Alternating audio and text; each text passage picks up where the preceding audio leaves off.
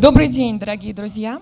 Меня зовут Ольга Слесарева. Я координаторка центра Espace Liberté Reform Space Paris. И эта организация, этот центр организовал это мероприятие вместе с ассоциацией Free Russia Foundation и Russie Liberté.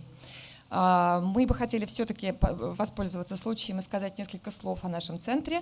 Мы созданы для активистов, журналистов и людей, у которых есть свои гражданские инициативы, для того, чтобы поддерживать их политические проекты, их проекты, направленные на защиту прав человека, антивоенные и демократические проекты. Присоединяйтесь к нам.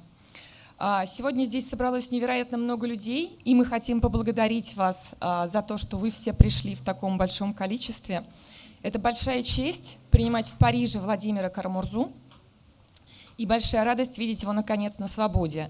Мы верим, что скоро все политические заключенные будут свободны.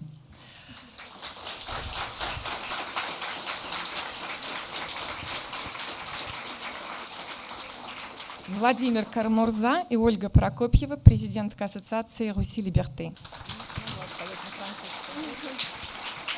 Спасибо большое. Du coup, je vais traduire en français parce que je crois qu'Anna est en train de parler avec Vladimir. Donc, Olga Slesareva, qui vient de prendre la parole, est coordinatrice de notre espace Liberté Reform Space Paris, qui est un lieu unique à Paris d'accueil et d'aide et de soutien à la communauté russophone exilée, une communauté engagée anti-guerre et pour la démocratie en Russie. Donc c'est un lieu que nous avons ouvert à Paris ensemble avec Free Russia Foundation et l'Institut Andrei Sakharov pour aider en fait tous ceux qui ont dû s'exiler et sous pression ou pour fuir les persécutions en Russie. Et le centre est destiné donc à les aider à s'intégrer en France et à continuer leurs initiatives anti-guerre. Donc aujourd'hui, nous sommes extrêmement honorés de recevoir Vladimir Karamurza avec nous.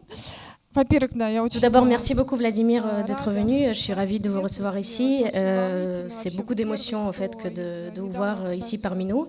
Il faut savoir que vous êtes le premier parmi les prisonniers politiques libérés tout récemment d'être venu ici parmi nous. Et de plus, vous avez choisi de, on peut ainsi dire, fêter votre anniversaire ici à Paris. Donc merci beaucoup encore une fois. Donc nous savons que vous parlez très bien le français. Et d'ailleurs, dans une de vos interviews, vous avez dit que vous avez parlé avec votre avocate, Maria Esmont, en français, pour que les surveillants de prison, notamment, ne vous comprennent pas. Mais aujourd'hui, nous avons décidé quand même de vous faciliter le travail ici, de votre rencontre avec le public ici présent. Donc merci beaucoup Anna, merci à vous. Merci à vous d'être présente parmi nous ici. Donc nous sommes ici dans le public, je pense, très nombreux et très nombreuses à avoir participé à des actions, à avoir signé des pétitions pour la libération des prisonniers politiques. Donc encore une fois, merci à toutes et à tous parmi vous qui l'ont fait. Et merci à vous encore une fois d'être venus. Donc je pense que je peux m'exprimer en nom de toutes celles et tous ceux qui sont présents dans cette salle ici. Que nous sommes vraiment ravis de vous voir libres, de vous voir ici parmi nous aujourd'hui. Et encore une fois, merci d'avoir trouvé le temps, la force, malgré vos conditions d'emprisonnement très, très dures et malgré votre état de santé, d'avoir trouvé le temps, d'avoir trouvé la force de venir ici. Et je pense que pour commencer notre rencontre, je vais quand même vous demander encore une fois de nous raconter votre histoire de votre libération, de cet échange. Une histoire qui est assez hallucinante, je pense, pour tout le monde. Mais vous la racontez tellement bien et c'est tellement intéressant à chaque fois de l'entendre. Et je pense que parmi le public, il y a peut-être des personnes qui n'ont pas encore entendu vos récits. Donc, est-ce que vous pouvez brièvement nous raconter cette histoire? Comment ça s'est passé? Qu'est-ce que vous avez ressenti? Vous avez dit que vous étiez persuadé d'être amené pour être fusillé. Donc ça devait être vraiment un choc de savoir qu'au final vous avez été libéré à la fin de cette opération. Donc merci, je pense que ça serait intéressant pour tout le monde de l'entendre encore une fois. Merci beaucoup à Olga, merci à Anna. Et merci surtout à vous toutes et tous qui sont là ici aujourd'hui. et à toutes les personnes qui, depuis des années, ont parlé de ce qui se passe en Russie, se sont toujours rappelés de ce qui se passe en Russie, et du fait qu'au XXIe siècle, en Russie, il y a toujours des personnes qui sont emprisonnées sans avoir commettre aucun crime, seulement pour leurs opinions, seulement pour le fait de s'être opposé à la guerre qui est lancée par Vladimir Poutine, de s'être opposé à sa dictature, de penser différemment que les personnes dans le Kremlin. Donc effectivement, je l'ai dit plusieurs fois et je l'ai redit encore aujourd'hui, j'étais persuadée que j'allais mourir en prison. Et parmi les personnes libérées, donc le 1er août, beaucoup parmi mes collègues, mes amis, pensaient la même chose. Donc c'est vraiment un miracle le fait que nous soyons libérés, et ça fait tout juste un mois. Et ce miracle, c'est vous qui l'avez fait, qui l'avez fabriqué en fait. Donc c'est pour ça que je veux vous remercier aujourd'hui encore une fois, parce qu'effectivement, ce miracle a été possible grâce à toutes les personnes qui ont écrit, qui ont signé des pétitions, qui ont appelé, qui ont crié partout en Europe, dans les pays libres, dans les pays démocratiques, pour appeler les parlements des pays démocratiques, les sociétés des pays démocratiques, de soutenir les prisonniers politiques, notamment russes, et de parler de la situation en Russie. Et il faut continuer cette lutte, parce que, bon, aujourd'hui, donc, nous sommes très heureux parce que 16 vies ont été sauvées, 16 personnes ont été libérées du goulag poutinien. Mais il faut quand même savoir, et il faut se rappeler qu'il y a des milliers de prisonniers politiques qui restent encore dans les prisons en Russie, dans les prisons bélarusses de Loukachenko. Ce sont des citoyens russes, ukrainiens, bélarusses. Et il faut s'en rappeler, il faut y penser tous les jours, que tous les jours, ces personnes-là qui sont emprisonnées, encore une fois, sans avoir commis aucun crime, ils doivent se lever à 5 heures, ils doivent rattacher leur lit donc, au mur. Ils n'ont que quelques mètres carrés pour bouger, pour marcher dans leur cellule. Ils n'ont pas de la possibilité d'appeler leurs proches, ils n'ont pas la possibilité de parler avec qui que ce soit. C'était encore mon cas donc, il y a encore un mois. Et donc je vous appelle toutes et tous à ne pas les oublier, à continuer cette lutte, à continuer à rappeler à tout le monde que ça existe toujours, les prisonniers politiques sont toujours là, et il faut appeler à la libération de tous les prisonniers politiques qui restent dans les prisons. Je suis un petit peu éblouie par la lumière, mais je vois quand même que la salle est pleine et qu'il y a beaucoup de personnes dans la salle que je connais et que je suis ravie de voir aujourd'hui. Ce sont mes collègues, ce sont mes amis, et ce sont des personnes qui m'ont soutenue pendant toutes ces années d'emprisonnement, qui m'ont vraiment aidée à survivre, à ne pas devenir fou, à ne pas perdre la tête, parce qu'ils m'ont soutenue, ils ont cru en moi, ils m'ont écrit, ils ont toujours pensé à moi, et j'aimerais bien, en fait, j'aurais bien aimé les nommer et énumérer tous les noms de toutes ces personnes qui m'ont soutenu et auxquelles je suis tellement reconnaissant. Mais comme l'a rappelé encore Olga, nous sommes ici en présence de personnes qui sont considérées comme extrémistes, non désirables, etc., en tant qu'organisation. Donc je ne vais pas nommer les noms, mais vous savez très bien qui vous êtes et vous connaissez ces noms-là. Et je suis vraiment très reconnaissant à vous toutes et à vous tous. Et je voulais rappeler encore une fois ici aujourd'hui que c'est très important vraiment d'écrire des lettres aux prisonniers politiques. Ça peut paraître quelque chose d'anodin, de tout petit comme action, mais c'est quelque chose d'énorme en fait, parce que c'est un tel soutien pour une personne qui passe ses journées, qui passe des semaines, des mois en prison dans une petite cellule de 3 sur 3 mètres, qui n'a aucun contact avec le monde extérieur, qui n'a aucun moyen de parler avec d'autres personnes. Donc c'est vraiment quelque chose d'énorme et une telle force de lumière, d'espoir, de chaleur quand vous recevez ce petit papier qui vous est tendu par le surveillant de prison, par les petites fenêtres dans la porte de votre cellule. Donc merci encore à toutes et à tous qui m'ont écrit, parce que j'ai reçu des milliers de lettres de partout, de tous les coins de la Russie, de partout dans le monde, et y compris d'ici, de Paris. Donc merci à vous tous, et je vous en prie, continuez ce travail. Je passe à l'histoire de ma libération. Donc, vous le savez sans doute, Vladimir Bukovski, un prisonnier politique soviétique célèbre, a écrit un livre suite à sa libération de la prison soviétique qui s'appelle Le vent revient. Et dans l'introduction à ce livre, il dit j'ai préféré écrire une fois cette histoire de ma libération plutôt que de la raconter des milliers de fois. Donc, je pense qu'à un moment donné, je vais faire pareil, mais aujourd'hui, je vais quand même, bien sûr, avoir le plaisir de vous raconter l'histoire de ma libération. Donc les journalistes me posent souvent cette question, à quel moment vous avez compris qu'il s'agissait d'une libération et d'un échange? Et la réponse est très claire, au tout dernier moment. Donc pour moi, l'histoire de cette libération, elle a commencé le 23 juillet, c'était un mardi, je pense que je vais m'en rappeler toute ma vie. Donc j'étais comme d'habitude dans ma cellule, dans la colonie pénitentiaire numéro 11 de Omsk. Donc il faut savoir que pendant les 2 ans et 3 mois de mon emprisonnement, j'ai été emprisonnée dans 13 différentes colonies pénitentiaires. Et comme dit ma femme, ils m'ont vraiment fait une visite guidée de quasiment tous les établissements pénitentiaires de la Russie. Et le 13e, d'ailleurs, c'était Lefortovo, la prison tristement connue, donc c'était assez symbolique. Mais là, donc, le 23 juillet, c'était encore le 12e établissement pénitentiaire où j'étais. Et le matin, donc, il y a 2 surveillants de prison qui entrent dans ma cellule. Et donc, ces surveillants de prison, ils m'ont amené dans les bureaux dans cette colonie pénitentiaire. Donc dans ce bureau, il y avait une table, une chaise et un énorme portrait de Poutine, bien sûr, sur le mur. Et sur la table, il y avait une feuille de papier blanche et un stylo, et à côté, une feuille de papier avec un texte écrit, une trame de texte. Et donc je regarde ce texte et je vois qu'il s'agit d'une demande de pardon. Moi je suis censée réécrire le même texte sur la feuille blanche.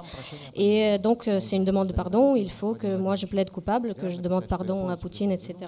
Et moi au départ j'ai cru que c'était une blague. Je regarde les surveillants de prison, mais je lis sur le texte qu'il n'y a aucun humour. Donc c'est pas vraiment une blague. Et oui, donc les surveillants de prison, ils n'ont aucun humour, ça c'est sûr. Donc moi je leur demande, est-ce que vous êtes sérieux, vous voulez que moi j'écrive ça? Et ils disent oui, bien sûr. Je dis non, je ne vais pas faire ça.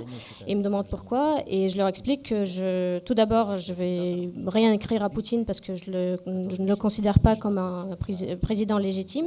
Je le considère comme un dictateur, un usurpateur, un assassin qui porte la responsabilité personnelle pour l'assassinat de Boris Nemtsov, d'Alexei Navalny, de milliers et de milliers de civils ukrainiens, y compris des enfants. Donc je ne vais rien lui écrire du tout, et encore moins je vais plaider coupable. Donc c'est eux qui sont les criminels, ce n'est pas moi. Moi je ne suis pas un criminel. Et ils me disent écrivez ça aussi.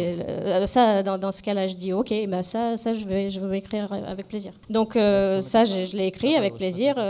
J'ai mis tout ce que je viens de dire par écrit, et j'ai rajouté une phrase en disant j'espère vivre assez longtemps pour voir le jour où le citoyen Poutine sera présenté au tribunal en tant qu'accusé.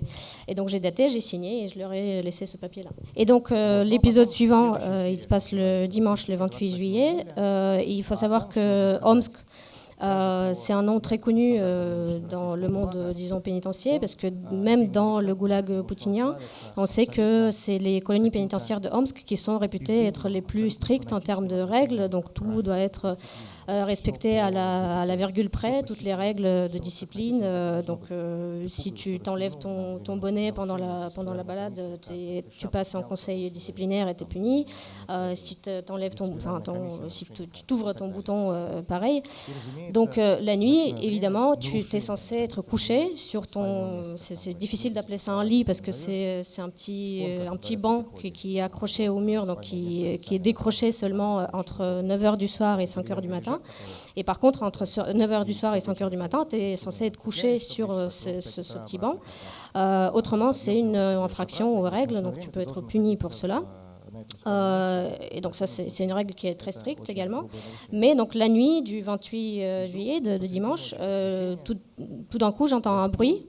Donc quelqu'un rentre dans ma cellule, je vois plusieurs personnes en uniforme avec les épaulettes et tout. Donc ce sont des agents administratifs de la prison et je leur demande quelle heure il est parce que dans la cellule on n'a pas le droit d'avoir ni horloge ni montre, on n'est pas censé savoir quelle heure il est pour être complètement déconnecté de la réalité. Mais je vois néanmoins par la fenêtre qu'il fait encore nuit. Donc je leur demande quelle heure il est, ils me disent il est 3 heures. Du matin et ils me disent Vladimir Vladimirovitch, vous avez 10 minutes pour vous préparer et nous partons. Donc à ce moment-là, j'étais persuadée qu'on allait m'amener à être fusillée. Et donc moi j'étais persuadée que j'allais être amenée à être fusillée, mais au lieu de m'amener dans la forêt la plus proche, ils m'amènent à l'aéroport. Donc l'aéroport de Omsk, le terminal tout à fait banal de l'aéroport de Omsk. Et il faut savoir quand même que moi j'avais passé 11 mois en prison à l'isolement, donc je voyais personne. Et là je me retrouve au milieu d'un terminal, d'un aéroport, donc un terminal passager où il y a plein de monde. Omsk c'est quand même une grande ville, il y a plus d'1 million d'habitants. Donc il y a plein de vie, il y a des restaurants, il y a des cafés, il y a des familles, il y a des passagers, il y a des enfants, des adultes. Donc ça c'était assez impressionnant. Et donc moi je reste ménotée, et donc j'ai des convoyeurs qui m'accompagnent, mais on me met dans un avion de ligne et voilà, le voyage continue. Donc il faut savoir qu'un an auparavant, j'avais fait le trajet inverse donc de Moscou à Omsk. Et ça s'est passé en septembre d'ailleurs. Et le jour de mon anniversaire, c'était bien différent de mon anniversaire hier, donc cette année. Parce qu'il y a un an, j'étais tout seul. J'étais donc dans une des prisons de transit à Samara. Et je n'ai pas eu personne ne m'a souhaité mon anniversaire et personne ne m'a dit bonjour, ne m'a adressé la parole même. Donc c'était quand même très différent de hier, parce que hier j'étais ici avec ma femme dans la plus belle ville du monde. Donc c'était vraiment quelque chose de très différent. Et donc oui, pour revenir à ce trajet, donc, à l'époque, il y a un an, ce trajet, moi je l'ai fait en 3 semaines parce qu'il y avait plein de trains. On a changé plusieurs fois de train, ce qu'on appelle les wagons de Stolypine. Il y avait plusieurs prisons de transit par lesquelles nous sommes passés, et le trajet inverse, je l'ai fait en avion à 3 heures. Et donc, pendant ce trajet, bien sûr, personne ne m'a rien expliqué. On arrive à Moscou. Il y a d'autres agents qui me prennent en charge, donc je suis toujours menottée, je suis toujours sous surveillance, bien sûr. Et donc, on me met dans cette voiture camionnette pénitentiaire où il n'y a pas de fenêtre. Donc, je ne vois pas par où on passe pendant le trajet. Et enfin, quand on arrive à destination, on ouvre les portes et je vois une petite cour et je vois que le bâtiment, il est de briques jaunes. Et moi, je viens de Moscou et je connais très bien le bâtiment de Lefortovo. Et donc, encore une fois, personne ne m'explique rien. Et d'ailleurs, avec les autres prisonniers politiques qui ont été libérés avec moi, nous avons discuté et pareil, donc, personne ne leur a rien expliqué. Et normalement, on sait que quand on se retrouve à Lefortovo, quand on est déjà condamné, c'est souvent pour initier une nouvelle affaire au pénal contre la même personne. Alors on peut se demander pourquoi initier une nouvelle affaire au pénal contre quelqu'un qui est déjà condamné à 25 ans de prison pour, je sais pas, lui rajouter quelques années d'emprisonnement de plus. Mais bon, vous savez que ce système, il a une logique propre à lui, donc je ne sais pas vraiment ce qu'il voulait faire. Enfin, on ne peut pas imaginer ce qui peut leur passer par la tête. Et donc là, s'ensuit un dialogue assez hallucinant avec le capitaine qui était en train de formaliser les papiers administratifs. Donc moi, je lui demande où je me trouve et je lui dis que d'après la législation, quand un prisonnier est amené dans une nouvelle colonie, une nouvelle prison, l'administration doit en notifier la famille, les avocats. Donc je leur demande officiellement d'envoyer cette notification à ma femme, à ma famille, à mes avocats, du fait que je suis transférée à Moscou pour qu'ils ne s'inquiètent pas puisque je ne suis plus à Omsk. Et lui, il me dit non, on ne va pas notifier personne. Je dis mais vous devez, c'est la loi, vous êtes bien obligé de notifier donc toutes les personnes que j'ai énumérées, donc du fait que moi je me trouve maintenant à Moscou et ne pas à Omsk. Et là, il me regarde et il sourit, et il me dit Vladimir Vladimirovitch, vous n'êtes pas à Moscou, vous êtes toujours à Omsk. Et donc, on amène encore une fois dans une cellule aussi à l'isolement, mais il faut savoir quand même que par rapport à Omsk, les Fortovo, c'est un hôtel 5 étoiles. Et je ne rigole pas quand je dis cela, parce que déjà, vous avez un vrai lit, alors que, comme je le disais tout à l'heure, à Omsk, c'était un petit banc qu'il fallait monter, qu'il fallait raccrocher au mur, donc entre 5h du matin et 9h du soir. Et le reste du temps, tu n'as qu'un tout petit tabouret qui est super inconfortable, donc tu ne peux pas t'allonger, tu ne peux même pas t'asseoir comme il faut pour te reposer pendant la journée. Et à Moscou, donc à Lefortovo, tu as un vrai lit, tu peux faire ce que tu veux, on ne te surveille pas tant que ça. Tu peux lire, tu peux écrire, et ça d'ailleurs, je vais vous dire que c'est une règle tellement sadique pour les personnes comme moi qui ont un métier qui demande d'écrire, de lire, parce que là, vous avez qu'une heure et demie par jour avec un papier et un stylo, et vous avez qu'une heure et demie en gros pour faire tout ce que vous avez à faire, vous préparer pour le tribunal, de lire et d'écrire des réponses aux lettres, de prendre des notes, de répondre aux journalistes qui m'écrivaient aussi, qui me posaient des questions.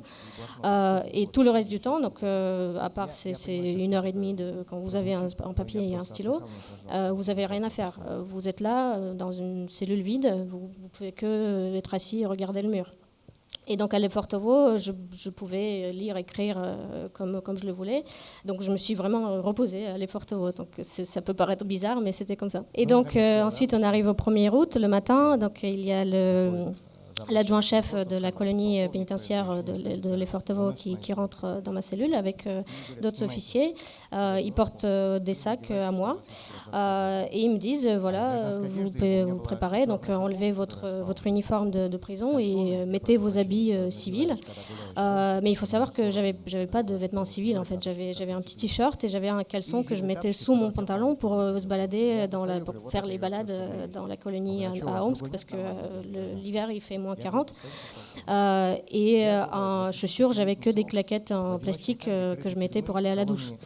Donc c'est tout ce que j'avais. Et l'officier il me dit mais c'est vraiment tout ce que j'avais, tout ce que vous avez comme vêtements civils. Et je lui dis à votre avis, moi je suis condamnée à 25 ans de colonie pénitentiaire à régime strict à Omsk. Est-ce que vous pensez que j'avais besoin d'avoir des vêtements civils? Donc là il m'a rien répondu. Donc j'ai mis ce que j'ai pu. Et juste pour que vous vous rendiez compte du niveau de surréalisme de l'histoire, donc je portais le même caleçon, le même t-shirt et les mêmes claquettes en plastique le soir même quand j'ai rencontré Olaf Scholz pour notre rencontre, donc en atterrissant en Allemagne. Et donc on descend au rez-de-chaussée et il y a plein de personnes, d'agents cagoulés, donc on ne voit pas leur visage, on voit que les cagoules noires. C'est assez effrayant quand on le voit. Et donc c'était des officiers de la FSB, je ne sais pas si c'était Alpha ou Wempel, ce sont des détachements spéciaux de la FSB, il n'y en a que 2. Et d'ailleurs, dans les lettres que j'écrivais, il y a sûrement des personnes auxquelles j'ai écrit qui sont là dans cette salle aujourd'hui. Et je disais, c'est hallucinant de voir à quel point tous les détails correspondent de notre réalité aujourd'hui en tant que prisonniers politiques. Ils correspondent à la réalité qu'ont vécu les dissidents soviétiques dans les années 60-70. Et donc, par exemple, Vladimir Bokovski, quand il a raconté son histoire de sa libération en 1976, il a dit que c'était le groupe Alpha qui l'a accompagné pendant sa libération quand ils l'ont amené à Zurich. Et c'est ce qui s'est passé là en 2024. Et donc on sort dans la cour et on me met dans une camionnette pénitentiaire. Donc les fenêtres, encore une fois, sont fermées. Je rentre dans cette camionnette, il n'y a pas beaucoup de lumière, donc j'aperçois un petit peu les personnes qui sont là. Donc sur chaque rangée, il y a une personne cagoulée, donc un officier du FSB. Et à côté, je commence à apercevoir mes amis, mes collègues. Donc je vois la première personne que j'ai vue, c'était Oleg Orlov, qui lui était dans un centre pénitentiaire, donc à Sizragne. Je vois Andrei Pivovarov, qui est là aussi, et qui lui était emprisonné en Carélie. Je vois Ilya Yashin, qui lui était emprisonné à Smolensk. Et donc c'est à ce moment-là que j'ai compris ce qui se passait, parce qu'il n'y avait qu'une seule raison possible pourquoi nous tous qui étions emprisonnés dans différentes régions de la Russie pouvaient se retrouver là dans cette petite camionnette tous ensemble. Et donc ensuite, je ne vais pas rentrer dans tous les détails, donc on a traversé tout Moscou en gros pour arriver à l'aéroport de Vnukovo, donc le terminal du gouvernement, Vnukovo 2. Et on avait donc un jet spécial, disons, qui nous amenait. Donc dans l'avion, pareil, nous étions accompagnés chacun par un officier du FSB. Le vol a duré 3h30, donc ils nous ont rien dit sur notre destination, mais on voyait sur le petit écran qu'on dirigeait vers le sud-est, merci. Donc on se disait, bon, ça peut être la Turquie. Et donc on a atterri à Ankara. L'avion est tout de suite amené dans une zone fermée, donc j'imagine une zone militaire. Il y avait d'autres avions. Après, on a compris que c'était les avions qui ont amené de l'Europe, donc les personnes qui ont été négociées par Poutine. Donc les Allemands ont procédé à des vérifications sur nos identités, donc pour vérifier que nous étions effectivement ceux qui étaient censés être là. De l'autre côté, pareil, donc les FSB, les agents des FSB, ils ont checké donc les personnes qui étaient là pour être envoyées chez Poutine. Et donc voilà, c'est comme ça que cet échange a eu lieu. Et on les a vus, quand ils montaient dans l'avion, on les a vus, ces espions, ces officiers de la KGB, on les a vus de dos monter dans leur avion. Et ensuite, donc, on nous a amenés dans un petit bus vers le terminal spécial aussi, le terminal gouvernemental, j'imagine, de l'aéroport d'Ankara. Il y avait du thé, des cafés, des petits biscuits. Et donc, il y a une personne qui s'approche de nous, en costume, avec une barbe. Et maintenant, je sais qu'il s'agit du conseiller spécial allemand Jens Brodar. Et c'est lui qui nous salue et qui nous dit bienvenue en liberté. Et je vais vous dire, en fait, depuis le 28 juillet, quand on m'a réveillée donc à 3h du matin dans ma cellule, j'ai vraiment l'impression d'être en train de regarder un film. C'est tellement surréaliste. Je suis là, on est déjà en septembre et je suis là avec vous, vous me posez des questions, on parle, je vous réponds. Mais j'ai toujours cette impression d'être un peu en dehors de mon corps. Je regarde un film auquel je participe. Et donc le 1er août, c'était quand même un épisode très spécial et très, très surréaliste de ce film que j'étais en train de regarder. Mais pour ajouter du surréalisme donc à cette scène, il y a une femme qui s'approche de moi, qui est pareil costumée. Donc elle me tend un téléphone et il me dit « Vous êtes bien Vladimir Kara-Murza ?» Je dis « Oui ». Elle me dit « Vous avez un appel du président des États-Unis d'Amérique ». Et donc il faut quand même se rappeler que moi je venais de passer 2 ans et demi à l'isolement. Donc je parlais pas du tout, enfin j'ai pas dit un mot d'anglais, je pense, pendant ces 2 ans et demi. Vous avez bien dit, effectivement, je parlais un petit peu français parce que mon avocate Maria Esmont, elle parle aussi français. Et on s'en servait quand on devait se dire quelque chose assez rapidement, d'assez urgent, parce qu'on était bien sûr tout le temps écoutés quand on était pendant ces visites, parce qu'on est dans une sorte de local avec une vitre et donc on parle à travers un téléphone on est persuadé qu'il est écouté. Donc bien sûr ils vont trouver un interprète après pour le traduire, mais on pouvait ainsi gagner un petit peu de temps et passer des messages urgents. Donc je n'avais pas beaucoup parlé pendant mes 2 ans et demi, ni en anglais ni beaucoup en russe d'ailleurs. Donc tout d'abord, je remercie bien sûr le président des États-Unis. J'essaie de trouver les mots adéquats pour le remercier. Et ensuite, ils me disent, et maintenant, on va passer le téléphone à votre femme et vos enfants, parce qu'on est tous ici ensemble dans le bureau ovale du président. Et donc, comme je vous ai dit précédemment, on ne m'avait pas donné le droit d'appeler ma famille pendant ces 2 ans et demi. Donc, j'avais parlé 1 fois avec ma femme et 2 fois avec mes 3 enfants.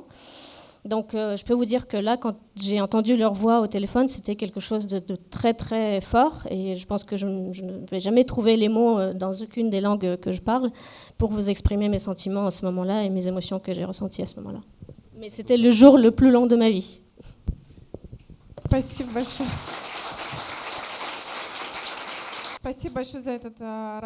Donc merci beaucoup pour votre récit. Effectivement, vous avez plusieurs fois dit le mot miracle. Effectivement, c'est une histoire assez miraculeuse. Et on pourrait, je pense, effectivement faire des films et des livres là-dessus. Mais il faut dire que c'est déjà le 2e ou même le 3e miracle quand vous avez été sauvé, parce que vous avez aussi survécu à 2 tentatives d'empoisonnement. Donc est-ce que vous pensez que ce 3e miracle, on va dire, dire, c'est un signe du destin qui est peut-être un peu particulier, votre destin qui vous amène sur une voie un petit peu spéciale et qui vous met aussi une responsabilité un petit peu unique. Donc en lien avec cela, quelles sont vos priorités aujourd'hui? Donc comment vous voyez la suite? Qu'est-ce que vous voulez faire? Qu'est-ce que vous comptez faire? Quels sont vos objectifs à court terme, à plus long terme? Et peut-être la deuxième question que je vais rajouter à celle-ci, effectivement, vis-à-vis de l'opposition russe, il y a beaucoup d'attentes de la part de la communauté internationale, y compris ici en France et en Europe. Et on entend également beaucoup de critiques envers cette opposition russe qui disent qu'elle n'est pas assez unie, qu'elle n'a pas de stratégie unie, qui n'a même pas, par exemple, une position unifiée sur la politique de sanctions qui doit être envisagée envers le régime poutinien. Donc je ne parle pas de personnes qui vous critiquent personnellement, mais c'est des critiques qui sont formulées à l'égard de l'opposition russe d'une manière générale. On dit également que cette opposition est un petit peu égocentrique, qu'elle parle un peu trop d'elle-même et ne parle pas assez des Ukrainiens, de la souffrance du peuple ukrainien. Donc voilà, je vous pose pour l'instant cette question assez générique, assez générale, et ensuite je pense qu'on laissera le temps de poser des questions pour les personnes dans la salle. Donc quels sont aujourd'hui vos plans, vos objectifs, vos projets, les actions immédiates? Микрофон для вопросов зала. Какие ваши планы, цели и как вы видите как раз ваши действия по отношению ко всей этой критике? Merci beaucoup. Je vais commencer par répondre à votre dernière question. Effectivement, moi, ça fait 25 ans que je suis dans la politique russe. Je suis rentrée dans l'équipe de Boris Nemtsov à l'automne 99. Donc là, ça va faire 25 ans cet automne. Et à ce moment-là, effectivement, Poutine est arrivé au pouvoir. Donc moi, j'ai toujours été dans l'opposition à Vladimir Poutine. Et c'est une question qui est très sensible pour moi, effectivement, parce que je pense que c'est absurde de voir qu'on se dispute, qu'on se divise, alors que nous savons très bien qu'on n'a qu'un seul ennemi, et cet ennemi, il est commun à nous tous dans l'opposition.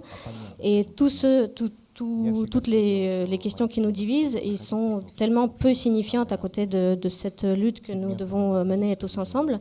Donc moi, j'ai toujours essayé de trouver des points communs, un langage commun pour parler avec toutes les forces de l'opposition.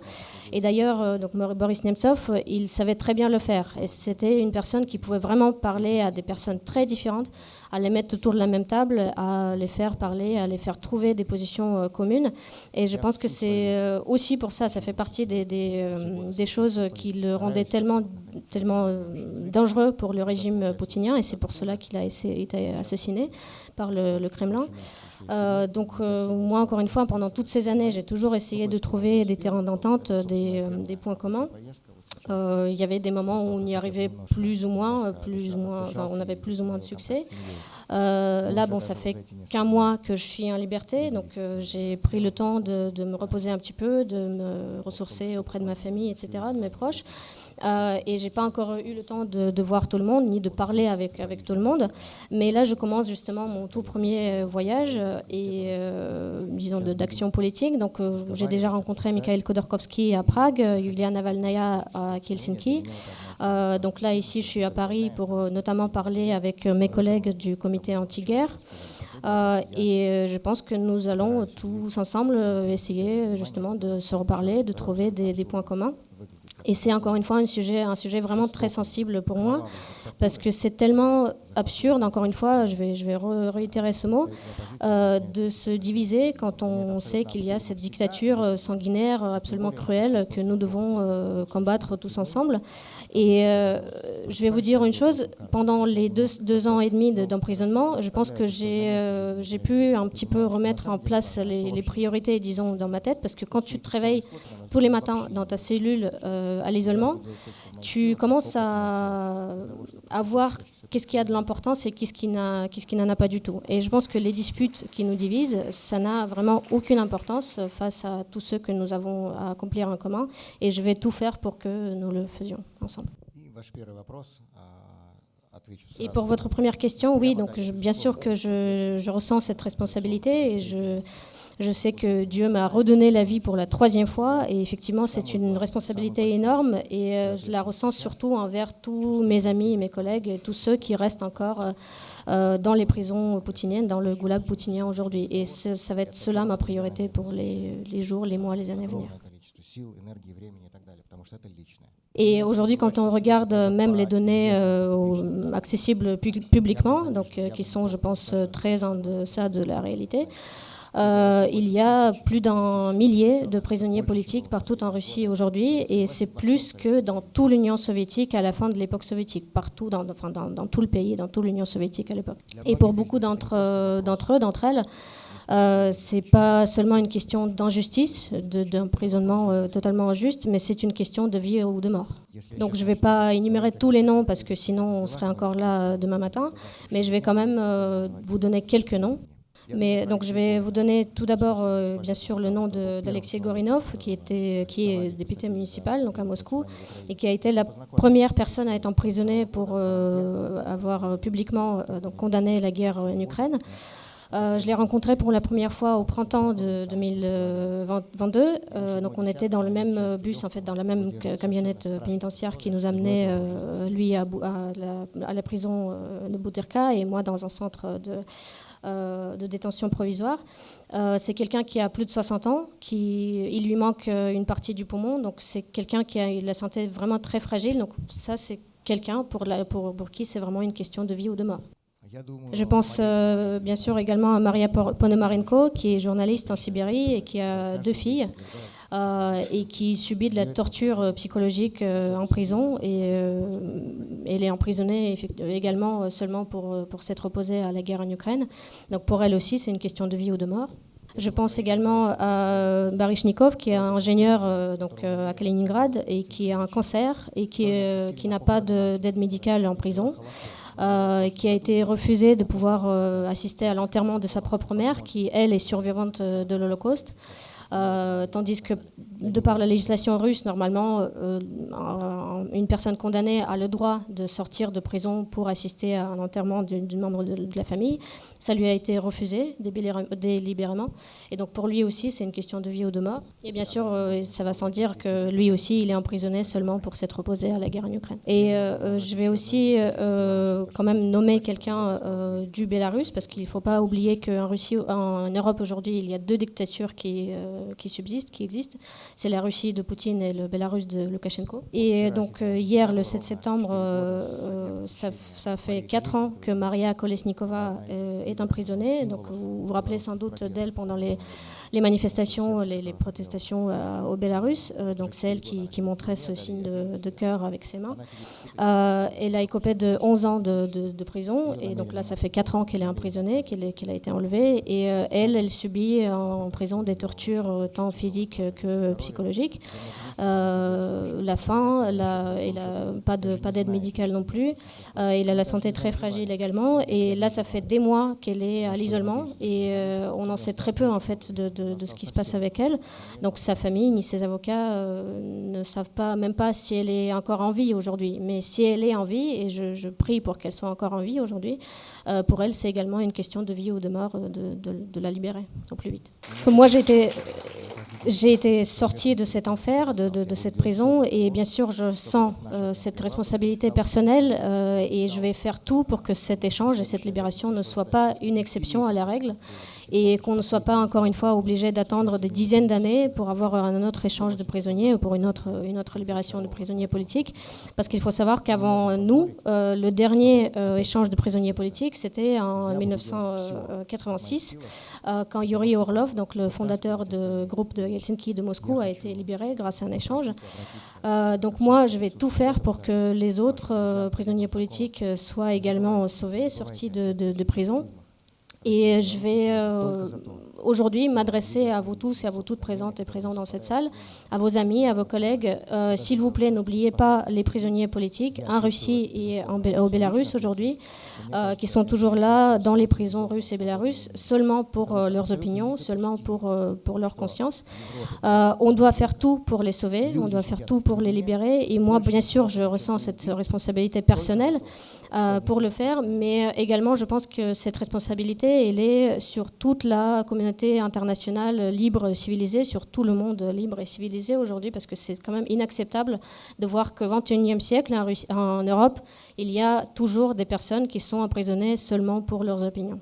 Et je vais rajouter une chose, et après je vais passer la parole à la salle pour les questions. Donc moi, en tant qu'homme politique, mais aussi en tant qu'historien, je sais très bien, et nous savons très bien tous, que les changements historiques en Russie se passent comme ça, en un claquement de doigts, quand personne ne l'attend, quand personne n'y est préparé.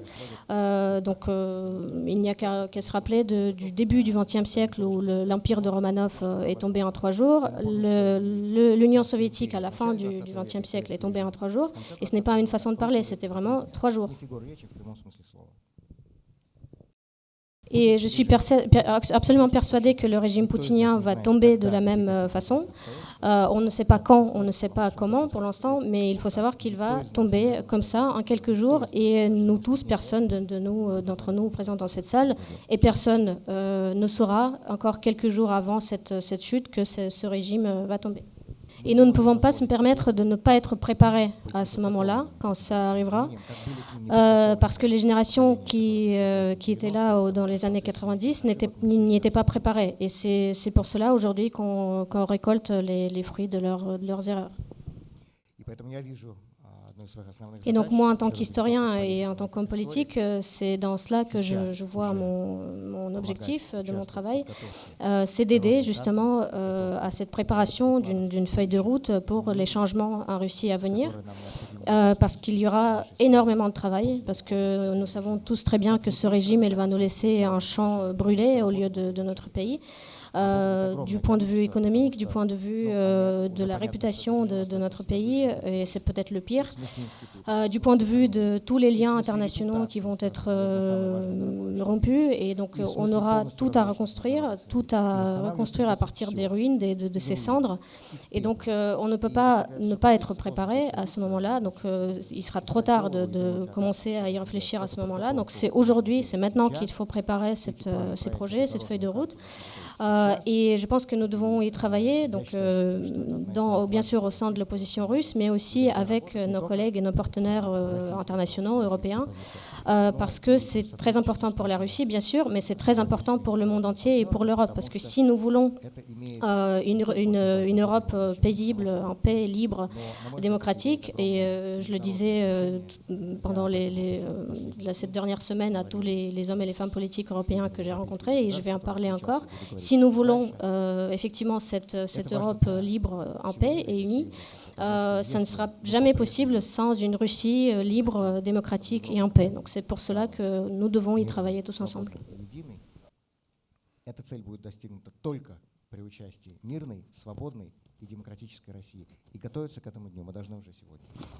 Merci большое. On va passer aux questions de la salle. Je vous demande de lever la main. On va essayer de prendre un maximum de questions possibles. Par contre, nous n'avons pas de micro pour la salle, donc je suis vraiment désolée. Donc, il faudra parler très fort. Et je voudrais donner d'abord la parole à Geneviève Garrigou, conseillère de la ville de Paris. Bonjour, d'abord je tiens à apporter ici tout le soutien du Conseil de Paris et dire combien nous avons été soulagés d'apprendre votre libération. Juste quelques semaines avant, nous avions décerné la citoyenneté d'honneur à Ilya Yachine et à Oleg Orlov. Et c'est vrai que pour nous, c'est un engagement très très fort, justement, de pouvoir soutenir les associations, mais aussi la communauté russe à Paris. On sait depuis 20 ans ce que fait Poutine, que c'est le premier ennemi de son peuple. On sait également que c'est un des éléments les plus déstabilisants au niveau international, pas simplement avec l'Ukraine, mais aussi par exemple aujourd'hui au Venezuela. Et pourtant, même si on a l'impression qu'avec la guerre en Ukraine, l'Occident s'est décidé enfin à réagir, quand nous on les interpelle, j'ai entendu que les rencontriez, ce qu'on nous dit à chaque fois, c'est qu'il ne faut pas mettre pas en difficulté, mais il ne faut pas vaincre Poutine parce que ça pourrait être le signe d'un chaos encore plus grand. Et moi, j'aimerais savoir justement qu'est-ce que nous, on peut leur répondre. Et puis, une petite question aussi, c'est en plus de ce que nous faisons comme ville de Paris, qu'est-ce qu'on pourrait faire davantage justement pour aider et à obtenir la libération des personnes qui sont emprisonnées aujourd'hui en Russie. Merci beaucoup en tout cas et beaucoup d'admiration. Merci. Madame, d'abord, merci beaucoup de vos mots chaleureux, merci de votre soutien, merci au Conseil de la Ville de Paris d'avoir parlé des prisonniers politiques, d'avoir reconnu les prisonniers politiques. On s'est ri entre nous que sur cet avion, en route à Ankara le 1er août, il y avait 3 citoyens d'honneur de la ville de Paris. Il y a Yashin, Alexandre Skochilenko et Oleg Orlov. Et la dernière partie de votre question, qu'est-ce qui est possible de faire pour soutenir ceux qui sont toujours là-bas? S'il vous plaît, continuez de faire ce que vous avez fait, parce que, comme a dit Irving Kotler, c'est quelqu'un qui est une personne très importante pour moi, un grand avocat des droits de l'homme dans le monde, l'ancien ministre de la Justice du Canada, qui était l'avocat de Nelson Mandela, de Andrei Sakharov, de Nathan Sharansky. Il a écrit que le pire cauchemar pour un prisonnier politique est d'être oublié. Et c'est très très important, et maintenant je le sais aussi, comment c'est important au niveau personnel de sentir que tu n'es pas oublié. Et donc, pour la deuxième partie de votre question, s'il vous plaît, continuez à parler, à soutenir, à crier sur ce problème, sur cette crise, sur cette catastrophe avec les prisonniers politiques en Russie et en Bélarus. Et c'est très très important aussi, ce que vous avez déjà fait avec les citoyens d'honneur, de parler pas seulement d'un problème abstract, mais de parler des cas concrets, de montrer les visages, de dire les noms. Parce que ce n'est pas juste un chiffre, ce n'est pas juste des statistiques. Ce sont des vies humaines qui sont en train d'être détruites par ce régime des assassins qui est au Kremlin aujourd'hui. Et donc, merci beaucoup de n'avoir jamais oublié. Et s'il vous plaît, continuez à faire ce que vous avez fait, parce que c'est très très important pour tous les gens qui sont encore là. Et ça a une côté vraiment pratique aussi, parce que quand on a parlé des échanges, par exemple des échanges, d'autres échanges en futur, on ne va jamais échanger les prisonniers politiques que personne ne connaît. Et pour ça, cet échange, le 1er août, a été accompli grâce aussi à vous et à vos collègues au Conseil de la Ville de Paris, parce que c'est important que ces noms soient connus. Sinon, rien ne sera possible. Et la première partie de votre question, c'est une vieille mensonge, c'est une vieille ligne de propagande du Kremlin que peut-être Poutine n'est pas très bon, mais ce qui viendra après peut être pire. Pendant des années et des années, nous devions répondre à ces mensonges quand on parlait publiquement. Mais franchement, je crois que dans l'année 2024, il ne faut plus répondre à ces mensonges, parce que qu'est-ce qui peut être pire qu'un dictateur, un assassin avec une bombe nucléaire qui détruit un pays paisible au milieu de l'Europe en tuant des milliers des civils et des enfants? Qu'est-ce qui peut être pire que ça?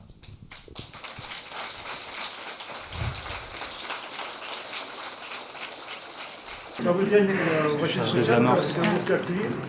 Я очень рад, что вы на свободе, и я очень надеюсь, что свежая кровь придаст энергии нашему оппозиционному движению. Хотел спросить на сегодняшний момент, как вы оцениваете эффективность оппозиционного движения здесь, в Европе, вне России? Считаете ли вы, что нужны структурные преобразования? Такой вопрос. И отдельный вопрос по Russia Foundation, вице-президентом, которым вы являетесь, насколько вы считаете, эта структура работает эффективно? Bonjour, mon nom est Bernard Guetta, je suis l'un des députés européens qui a beaucoup contribué à organiser le soutien à l'opposition russe en exil et à l'opposition russe en Russie elle-même. Je voudrais vous dire premièrement que nous vous attendons au Parlement européen. Vous le savez, mais je le répète, on vous attend avec impatience, mais on vous attend avec impatience non pas seulement pour vous dire notre joie de vous voir libre. On vous attend avec impatience parce que nous avons besoin, comme Parlement, comme députés européens, d'une opposition russe qui soit plus organisée, qui parle d'une seule voix. Non pas pour dire la même chose, évidemment pas, bien entendu, le pluralisme est là. Mais pour cesser de, comme vous le disiez tout à l'heure, d'étaler des conflits. Et nous avons besoin d'une opposition russe qui vienne au Parlement, en votre personne, dire aux 27 nations européennes que nous représentons ce dont vous avez besoin pour faire triompher la démocratie en Russie, car elle triomphera un jour, peut-être beaucoup plus proche que nous le pensons. Во-первых, хотел бы вам сказать спасибо большое за то, что вы сюда приехали, и хочу сказать лично, как гражданин России, что, естественно, новость о вашем освобождении, так же, как и других людях, была невероятной новостью, потому что вы сами сказали о том, что есть еще 1000, даже больше политзаключенных в России, некоторые находятся на грани жизни и смерти. И мы также знаем, что, например, если говорить про украинских военнозаключенных, они живут в очень-очень плохих условиях, и когда мы видим, что вы, например, сегодня здесь, что вы живой и здоровый, естественно, для нас это очень важная новость. Но вопрос касается по поводу, скажем так, силового сопротивления России. Мы знаем, что в последние года, если говорить, например, про фонд Навального или про другие оппозиционные крупные группы или партии, естественно, главный тезис был о том, что нужно сопротивляться в России мирным способом, выходить на протесты и требовать смены власти. Увы, мы видим, что, например, если говорить про Беларусь, мы знаем, как это закончилось. И в России сегодня, 2024 год, уже второй год, как продолжается большое вторжение и война на территории Украины. Сотни тысяч наших граждан России погибли или же были покалечены во время этой войны. И поэтому мой вопрос такой. Мы знаем также, что есть тысячи наших граждан, которые сегодня воюют на стороне Украины. Я хочу узнать от вас, с оппозиционного политика, которого я уважаю, который уважает очень много наших сограждан, что вы думаете по поводу сегодня силового сопротивления режиму Путина? Считаете ли вы то, что это является решением этой войны и решением также для того, чтобы сменить режим России? Благодарю. Владимир Кара-Мурса, votre courage nous donne énormément d'énergie. Je disais que M. Vladimir Kara-Mursa et son courage est une source d'énergie pour tous ceux qui combattent la liberté d'opinion politique et syndicale dans le monde entier. Ceci dit, je voudrais savoir votre opinion parce que vous dites donc évidemment que le régime fasciste néo-stalinien de Poutine va tomber comme toutes les dictatures ont tombé, comme elle est tombée aussi la dictature de Pinochet d'où je suis parti. Mais est-ce que vous pensez que cette chute est liée quand même à la victoire de l'Ukraine dans cette guerre complètement inégale qui se développe en ce moment? Monsieur, vous êtes chilien? Vous êtes chilien? Je suis né au Chili il y a 72 ans. Ok. Et je suis depuis 50 ans en France. Et c'est pourquoi l'histoire des Staliniens qui a été changée. Ok, merci. No, es solo que me gustaría agradecerlo para su ayuda y su apoyo y para decir que para no perder mi cabeza yo aprendí el español en la cárcel porque es necesario hacer algo, llenar su día con algo práctico y por eso yo me gustaría ver si yo puedo comunicarme en realidad o no, pero me gustaría agradecerlo para su ayuda, para sus palabras generosas y muchas gracias de estar aquí hoy. Merci beaucoup. En fait, c'était un moment très particulier pour moi parce que je voulais tester effectivement si je pouvais me faire comprendre en espagnol parce que je viens de l'apprendre en prison et j'ai suivi pour cela les conseils de Bukovski, de Shiransky et d'autres prisonniers politiques qui disaient qu'il faut s'occuper pour ne pas devenir fou d'une façon complètement, littéralement devenir fou. Parce que quand tu passes jour après jour en prison, dans cette petite cellule où il n'y a rien, tu parles à personne, c'est très facile de devenir fou en fait. Donc pour t'occuper, pour occuper ton cerveau et pour occuper ton temps, les grands nous ont conseillé d'apprendre des nouvelles langues. Et c'est ce que j'ai fait. Donc tous les jours, je me disais en me couchant, bon, cette journée n'a pas été complètement inutile, j'ai appris quelque chose, j'ai appris un petit peu d'espagnol. Mais par contre, j'apprenais avec les livres. J'avais personne, bien sûr, avec qui pratiquer, donc je voulais m'assurer que ce que j'ai appris correspondait à la langue espagnole. Effectivement, donc merci beaucoup. Monsieur Guetta, je voudrais juste m'exprimer comment reconnaissant je suis pour tous les efforts de votre part, personnellement, et de la part de vos collègues au Parlement européen, pour votre soutien, pour la solidarité pendant ces dernières années. Et la seule raison pour laquelle je suis actuellement ici et pas toujours dans ma cellule de 2-3 mètres à Omsk, et grâce aux efforts des gens comme vous et de vous personnellement, et je veux juste dire merci beaucoup.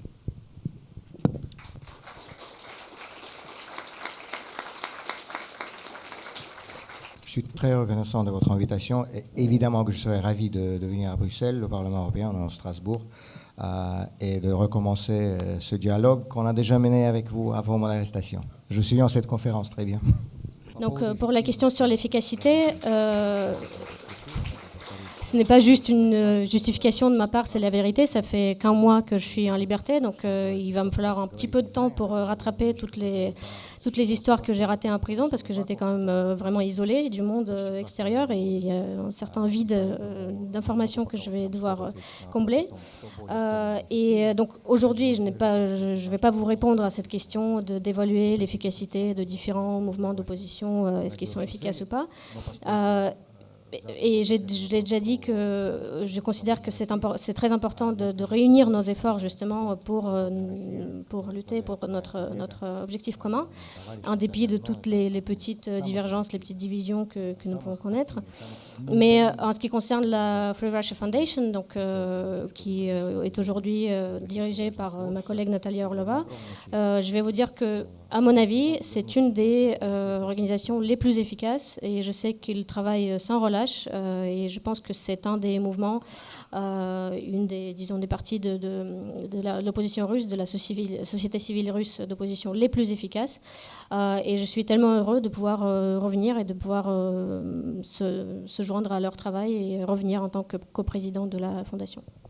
En ce qui concerne la question de la résistance non violente ou violente, c'est un débat qui est vieux de plus de 50 ans et qui a commencé donc il y a 50 ans. Donc on connaît très bien cette histoire de ces débats, de ces divisions, ces différences. Donc on a bien connu ces débats au sein du mouvement dissident soviétique dans les années 60-70.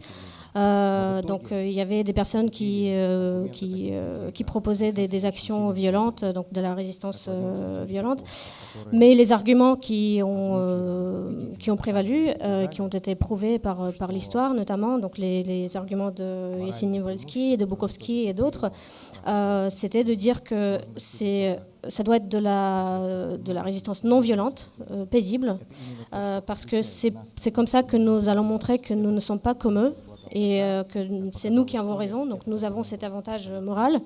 Et je pense que cet avantage moral, il a été démontré par l'histoire, il a été prouvé par l'histoire. Et aujourd'hui, nous voyons que les choses se répètent, et du côté du régime comme du côté de la résistance, de l'opposition. Et je pense que nous devons effectivement avoir ce principe en tête, ce principe de la résistance non violente, pacifique, paisible. Cette résistance, bien sûr, elle doit être continuée et très déterminée, mais elle doit rester non violente.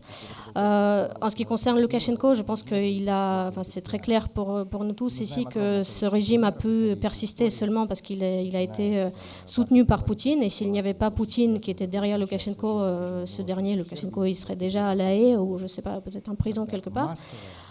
Et donc nous savons très bien de la part de l'histoire en Tchécoslovaquie en 89 ou en Serbie en 2000 quand le régime de Milošević est tombé, c'est que ce sont des mouvements de masse mais de mouvements pacifiques qui aboutissent à ces chutes de ces régimes dictatoriaux. Et moi, j'étais qu'un enfant, mais je me souviens très bien quand même de ces journées en août 91. Quand mon père a passé 3 jours et 3 nuits sur les barricades, et c'était, comme vous le savez, des gens non armés, pacifiques, qui étaient là, mais ils étaient des centaines de milliers, et ils sont avérés être plus forts que les tanks, que les chars qui étaient dans les rues de Moscou. Et je suis absolument persuadée que cette histoire va se répéter, et on va voir cela se reproduire à Moscou. Et donc c'est pour cela que je vais militer pour cette résistance non violente et pacifique. L'association pour l'Ukraine, pour leur liberté et la nôtre. Déjà un grand respect pour votre combat et la façon dont vous le menez. Alors on a un adage qui dit « les ennemis de mes ennemis sont nos amis ». Et pourtant, on constate que la communauté ukrainienne demeure méfiante, voire défiante vis-à-vis du discours de l'opposition russe et de la dissidence. Comment vous expliquez cela? Добрый день, Владимир Владимирович. У меня вопрос вам как к историку. С начала войны я начал изучать историю революции, историю нашей страны. Нормально, слышу, я повторю. И я хотел вам задать вопрос, как нам избежать ошибки, которые были сделаны в 1905, 1917, 1991 году, и какой главный урок мы должны извлечь из нашей истории, чтобы поменять курс нашей истории. Здравствуйте. Для нас всех большая радость, то, что вы на свободе. И, безусловно, это огромная радость для вашей семьи. У меня личный вопрос, я не знаю, захотите ли вы на него отвечать. Как налаживать контакт с детьми после того, как вы не видели семью так долго? Насколько это сложно, и, может быть, то, что вы скажете, это будет полезно для других политзаключенных, которые еще будут. Здравствуйте, меня зовут Анастасия. В первую очередь хотела сказать благодарность Владимиру. Donc, je vais juste traduire la dernière question d'Anastasia qui remercie donc, Vladimir pour son courage, pour tout son combat qu'il paye avec sa santé, avec sa vie pour la liberté de la Russie. Et Anastasia rajoute également que dans cet échange de prisonniers, effectivement, on espérait et bien sûr voir ici avec nous en liberté Alexei Navalny qui n'a pas survécu, donc qui a été assassiné par ce régime de Poutine. Bien sûr, nous devons tous continuer notre combat par différents moyens, et c'est ce que disait Alexei Navalny, de ne jamais baisser les bras, de continuer le combat, d'agir chacune à sa manière pour la liberté de la Russie et pour la paix en Ukraine. Et Anastasia a proposé d'observer une minute de silence pour Alexei Navalny et pour toutes les personnes qui sont mortes en Ukraine.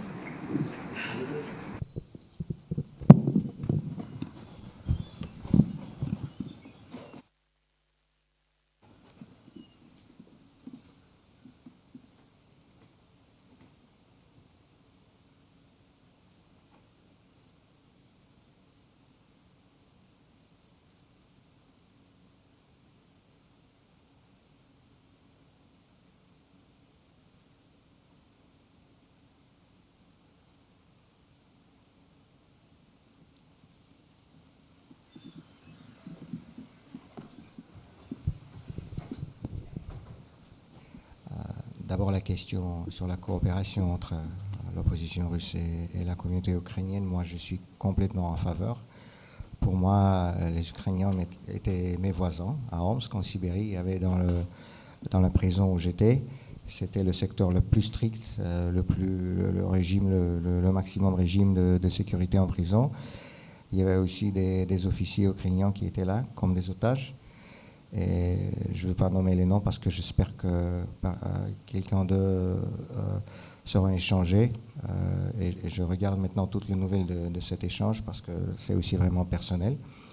Comme l'a dit aussi Vladimir Bukovsky, dont j'ai déjà parlé aujourd'hui dans son livre, il a dit que les gens qui ont cette expérience personnelle de prison, on ne pourra jamais les diviser dans le camp de gauche ou dans le camp de droite, parce que nous venons tous du même camp, du camp de concentration. Et pour ça, toutes ces divisions, comme on a déjà parlé, tu commences à vraiment comprendre ce qui est important, ce qui n'est pas important. Pour moi, j'avais toujours beaucoup d'amis en Ukraine en général, mais aussi dans le monde politique d'Ukraine. Et j'ai eu déjà beaucoup de contacts avec eux depuis ma libération et je certainement vais continuer à le faire.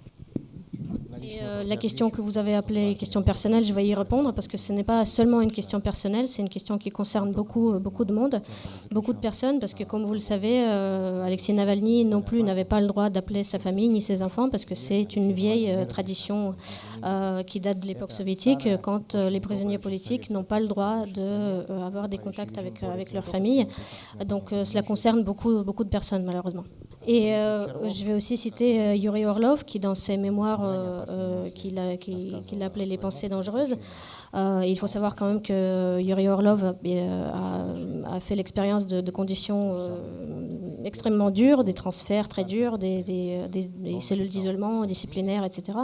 Donc il disait que la pire des tortures, c'était d'écrire des lettres à ses enfants en étant en prison. Et je peux vous confirmer, et je peux vous dire la même chose, c'est que, je peux vous dire que là, on me pose souvent des questions sur les conditions d'emprisonnement, comment on nous nourrit, quelles sont les conditions d'emprisonnement, etc.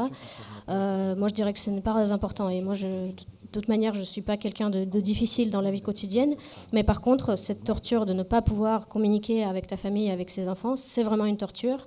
Ils le savent très bien, le régime le sait très bien, et c'est pour cela qu'ils nous infligent cela. Et je peux vous dire la même chose, c'est que pour moi, le plus dur en prison, c'était d'écrire des lettres à mes enfants, parce que je ne pouvais pas les appeler, je ne pouvais pas leur parler, et c'est extrêmement difficile, pour ne pas dire impossible, de mettre sur une petite feuille de papier tout l'amour que je leur porte, toute la douleur, toutes les émotions que je ressens. Comment écrire cela et comment le coucher sur papier, tout ce que j'aimerais leur dire. Et encore une fois, je n'avais que 1h30 par jour avec une feuille de papier, avec un stylo pour pouvoir écrire. Et moi aussi, c'est quelque chose qui m'inquiétait en fait de perdre ce contact avec mes enfants, et c'est pour cela que je continuais à leur écrire et eux ils continuaient à m'écrire, et donc on n'a pas vraiment perdu ce contact-là en fait. Et donc quand on s'est vu en Allemagne, où ils sont venus pour m'accueillir, moi j'avais l'impression que ça faisait peut-être une petite semaine qu'on ne s'était pas vu, et pas 2 ans et demi. Donc c'est quelque chose effectivement de très important, de ne pas perdre ce contact, et ça peut être très difficile, ça peut être très dur, impossible, mais il faut le faire, il faut continuer à s'écrire, et c'est pour ça que je vous appelle encore une fois à continuer à écrire aux prisonniers politiques. Pour revenir à une vie normale, disons une vie quotidienne normale, ça va être un processus, et il faut un petit peu de temps pour s'y remettre. Et je pense que pour mes enfants, effectivement, ça a été très dur. Et c'est pour cela aussi que je voulais vous appeler à ne pas oublier de penser, d'écrire et de soutenir les prisonniers politiques, mais aussi également, et c'est très important, de soutenir leurs familles.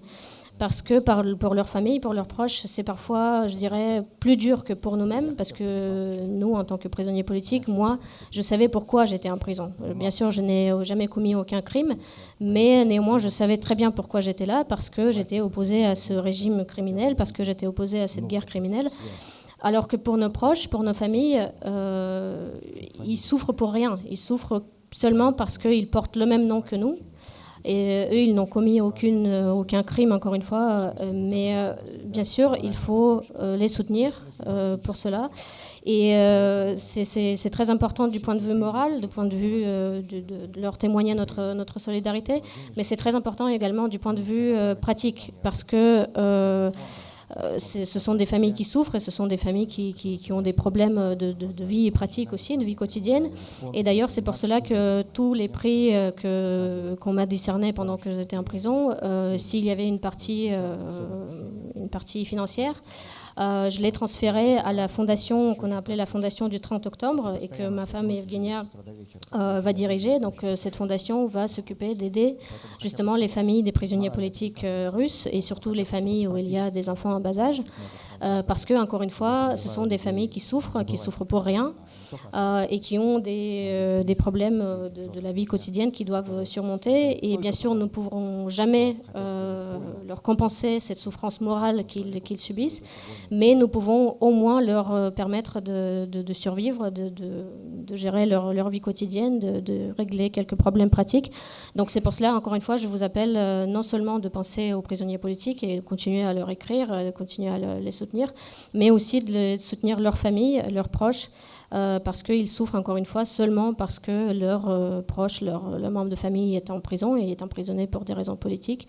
Donc il faut les soutenir, il ne faut pas les oublier.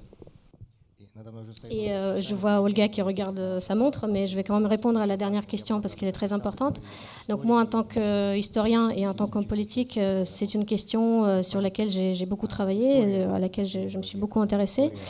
Et je peux vous dire que l'histoire nous démontre que tous les pays qui ont traversé ce trajet, cette voie, et qui ont réussi à se libérer d'un régime totalitaire et devenir des pays libres et démocratiques, cette histoire nous démontre que si le mal n'est pas réfléchi, n'est pas travaillé, n'est pas puni, ce mal va revenir. Et dans ce que nous avons vu dans l'histoire de tous ces pays, dans des conditions très différentes et dans des lieux géographiques très différents également, c'est que cette transition, elle passe toujours par une sorte de purification morale, on va dire, c'est-à-dire qu'il faut, enfin c'est ce qu'on a vu en Afrique du Sud après l'apartheid, c'est ce qu'on a vu en Europe centrale après le communisme, dans les pays d'Amérique latine qui sont sortis des dictatures. Cela nous montre qu'il faut toujours passer par un processus de justice transitionnelle, de justice de période de transition. Donc ça peut passer par des illustrations, par des procès au tribunal, etc. Mais de toute façon, il faut qu'il y ait cette responsabilité, et il faut que ces noms soient connus, les noms de criminels qui ont commis les crimes. Il faut que toutes les informations, toutes les archives soient publiées, soient accessibles publiquement. Et il faut que l'État fasse tout ce qui est nécessaire pour que ces crimes, ce mal ne se reproduise jamais. Et c'est ce qui n'a pas été fait dans les années 90 justement en Russie, après la chute de l'Union soviétique, et je pense que c'est la pire erreur qu'a commise Boris Yeltsin, et c'est les fruits de ces erreurs que nous récoltons aujourd'hui et en Russie, en Ukraine et partout en Europe. Nous n'avons pas le droit en fait de reproduire ces erreurs justement, et nous devons faire aujourd'hui, dès aujourd'hui, tout notre possible, tout ce qui est possible, parce que encore une fois, comme je disais, cette fenêtre de possibilités va s'ouvrir comme ça, très rapidement, d'une manière très inattendue, et nous devons être préparés, et nous devons tout faire pour que ce mal soit nommé, réfléchi, condamné, puni, et pour que cela ne reproduise jamais dans notre pays ni ailleurs. Donc merci beaucoup pour vos questions. Merci beaucoup Vladimir.